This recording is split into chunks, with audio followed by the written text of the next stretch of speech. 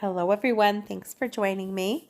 Working on a commission today for my client Caroline. She's actually a collector now. She's ordered quite a few pieces from me. This is an 8x8 gallery wrapped level 3 canvas from Artist Loft. I like to water or spray the back with water to make it extra tight. The canvas itself, if it's a little loose, it helps to tighten up the edges.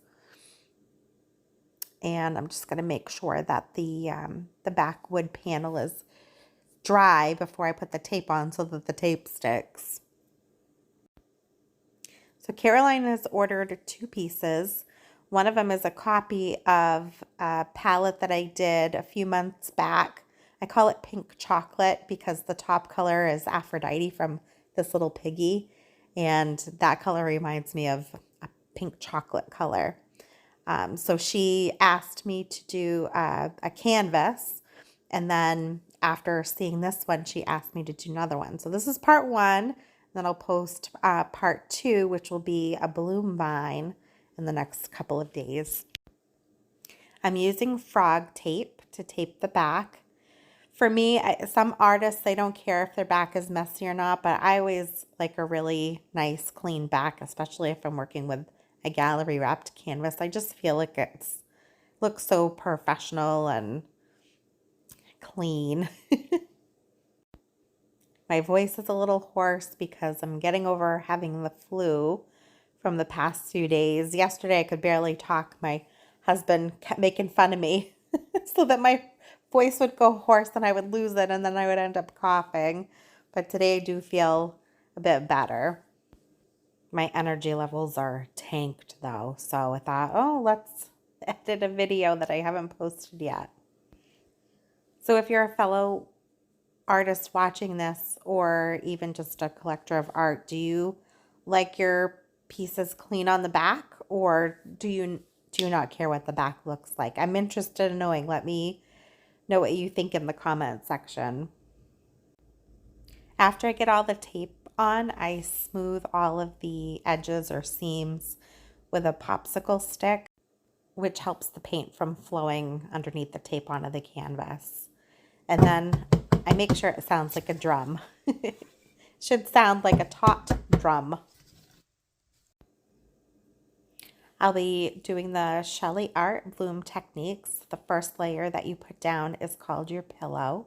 It's just plain house paint. It can be any color. I use PPG. It's a glidden product from Home Depot. And I decant it into smaller containers to help it thicken up. So I'm just going to stretch the pillow over the canvas. My mistake with canvas work is that I always put too much pillow down. So I'm really trying to stretch this out, get it over the edges. But then I'm always scared that I don't have enough pillow. I always do. I don't know why I doubt myself. I just really need to practice on more canvas. So most of my work I do is on tiles. I'm just going to spread this out. I'm going to speed it up because all it is me spreading paint. And you don't need to see all of that. Probably took me like 3 minutes to do this. And I'll just spin it out just a little bit to make sure it's all even.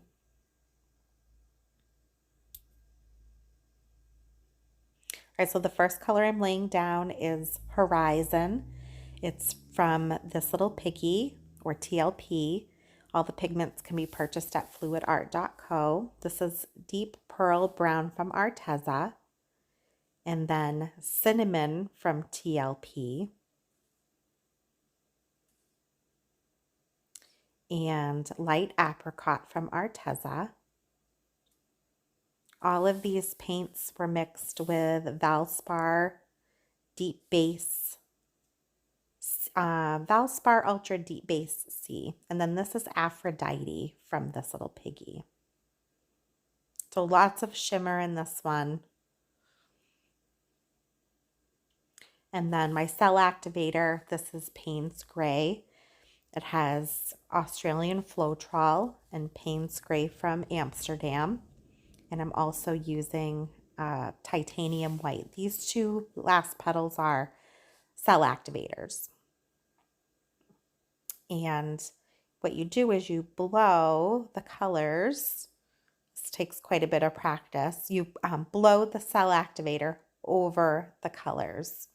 So as you can see, as I'm blowing out with my mouth, I'm lifting my head up and blowing out harder as I lift my head, and it forms a petal pattern, which is how the creator coined this the bloom technique.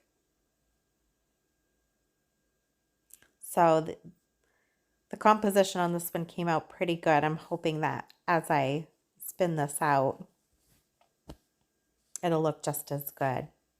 So all of the baby cups, the pour mat that you're seeing here, the stir sticks, those can all be found at fluidart.co.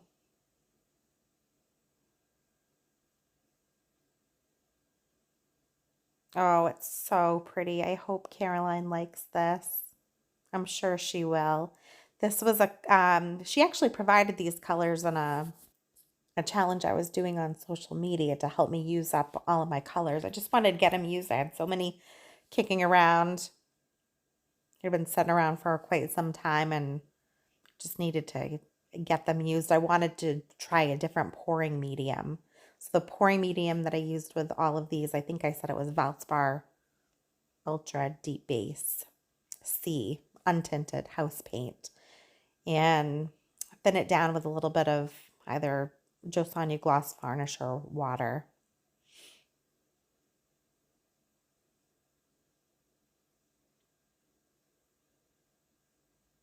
Looks so delicate. I really like the fine lacing on this one. And I hope it doesn't dry with wonky cells. I was using Behr 8300 and Josonja, but my cells were just wonky. It looked like somebody like shook it a lot. And they get all wobbly looking.